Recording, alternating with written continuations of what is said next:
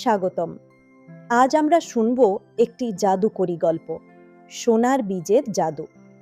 এক ছিল ছোট্ট ছেলে, তার নাম হৃদয়। সে খুব কৌতূহলী, কিন্তু একটু অলস ছিল। একদিন স্কুল থেকে ফেরার পথে সে এক বৃদ্ধ মালির সঙ্গে দেখা করল। বৃদ্ধ মালি তাকে একটি ছোট্ট সোনালী বীজ দিয়ে বললেন, এই বীজটি জাদুর, তবে এটি শুধু ভালো কাজ করলে বড় হবে। হৃদয় বাড়ির উঠোনে বীজটি লাগিয়ে দিল। পরদিন সে দেখল বীজ থেকে একটি ছোট্ট সবুজ চারা বের হয়েছে। অবাক হয়ে সে আবার ভালো কাজ করতে শুরু করলো। সে মাকে ঘর গুছাতে সাহায্য করলো। চারা আরো বড় হলো। এরপর সে স্কুলে এক বন্ধুর হারিয়ে যাওয়া পেন্সিল খুঁজে দিল। গাছে ফুটলো সুন্দর ফুল।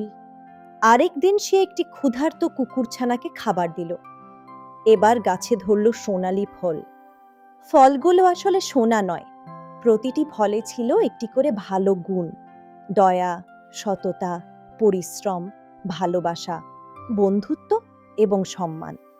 বৃদ্ধ মালি আবার এসে বললেন, আসল জাদু এই গাছে নয়, তোমার ভালো কাজের মধ্যে। ভালো কাজ মানুষকে সবচেয়ে ধনী করে।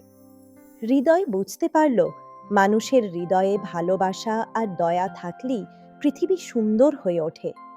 সেদিন থেকে গ্রামের সব শিশুই প্রতিদিন একটি করে ভালো কাজ করার প্রতিজ্ঞা করল।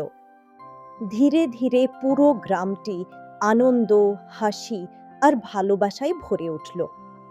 শেষ। রামধনু। নৈতিক শিক্ষা: ভালো কাজের ফল সব সময় ভালো হয়। দয়া, সততা ও পরিশ্রমই মানুষের সবচেয়ে বড় সম্পদ।